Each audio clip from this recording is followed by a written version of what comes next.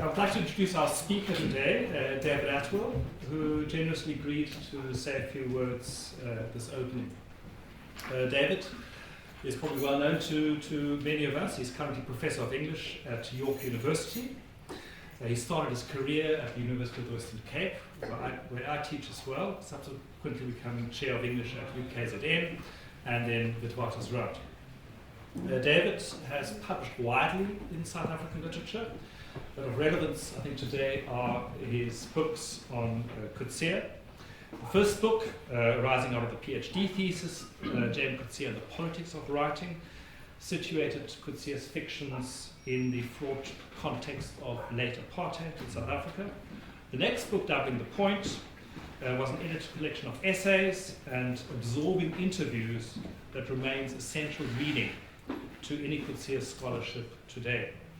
His most recent book, James Coetzee and the Life of Writing, is a meticulously researched and revelatory study of the Texas archive, tracing the complex emergence of authorship in the manuscripts. David's scholarship has done much to make Coetzee readable to an ever-increasing global audience. A few weeks ago in F Coetzee, John Coetzee's Dutch publisher, I saw the Chinese translation of David Attwell's Life in Writing. So I can't think of any better than David, to use an old-fashioned word, the doyen of Coetzee scholars, to open this exhibition today. So thank you very much, David. Thank you so much, Herman. Coetzee scholarship is, of course, a worldwide undertaking, so I'm glad I don't have all that responsibility on my shoulders, but that's a very kind introduction. Thank you. Derek Attridge, my colleague, is here somewhere. Hello, Derek. Derek pointed out to me the other day that most of us, as teenage boys, when we acquired our first camera, we would generally spend our time putting frames around things.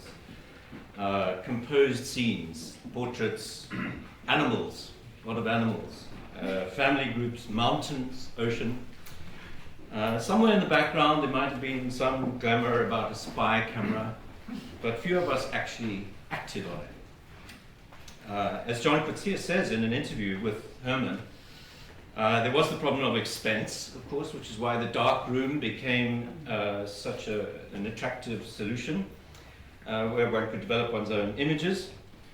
But unlike most of us, John Coetzee's relationship with the camera really was exceptional.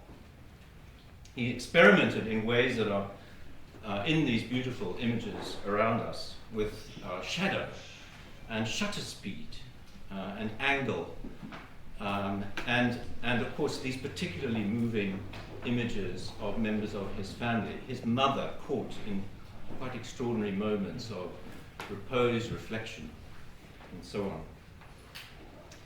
The influence of photography is obvious in all of Coetzee's fiction, from the grim photographs kept by the narcissist Eugene Dorn in the Vietnam Project, his very first piece of fiction, through to the photographer protagonist of Slow Man, Paul Raymond, published 30 years later in 2003. There's also the influence of film, of course, in the early fiction, especially in the Heart of the Country and in Life and Times of Michael Kay. But film is a slightly different matter. The photographs in Dusklands have to do with power, not the power of the image, but the power in the image, the way they enact power, and the uses to which that power is put in propaganda. One of the most striking fictional uses of photography is in Age of Iron, when Mrs. Curran is perusing photographs from her childhood, when she herself is facing terminal illness and the country is in a state of conflagration. And she's struck, looking at an image of herself as a child, at how much history the image excludes.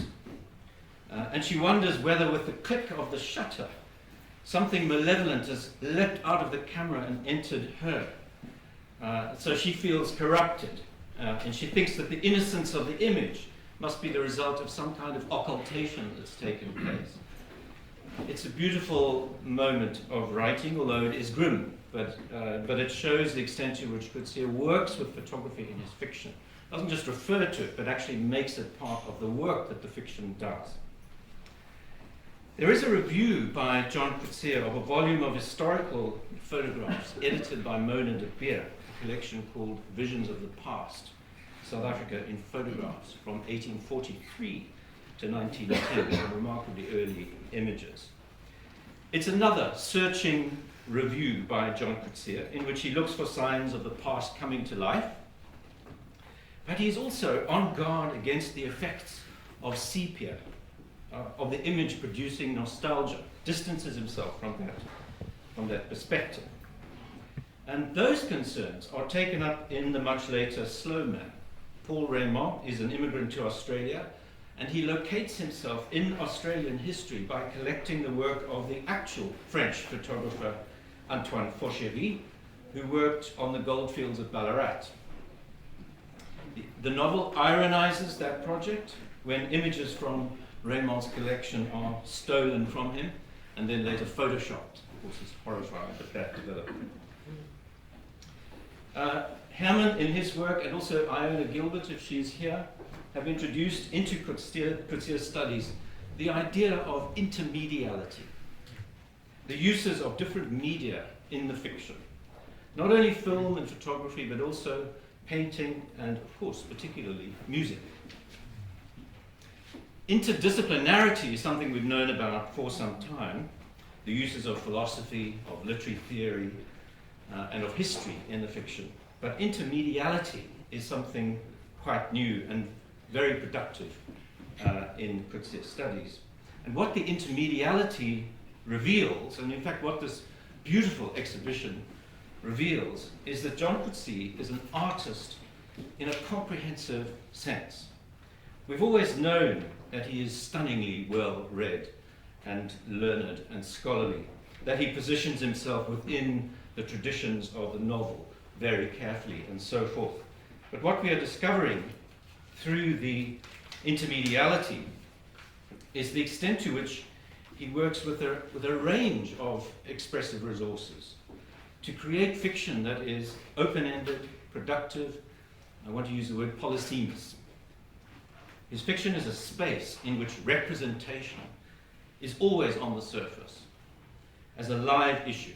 And when we enter that space as readers, we become alert to the whole representational field as part of the experience of the novels. And in that sense, we become co-creators of meaning.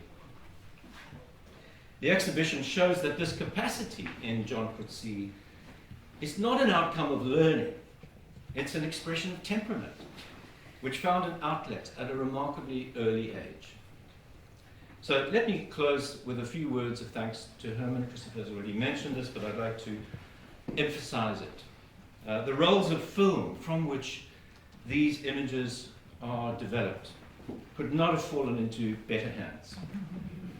Herman was able to recognize immediately the potential of this part of the Coetzee archive. And then he had the insight and the foresight, the understanding, and the curatorial ability, the organizational skill to realize this exhibition. So thank you, Herman, for giving us this unique perspective on what is and is likely to remain for many years the most influential authorship in our literature. Thank you very much indeed.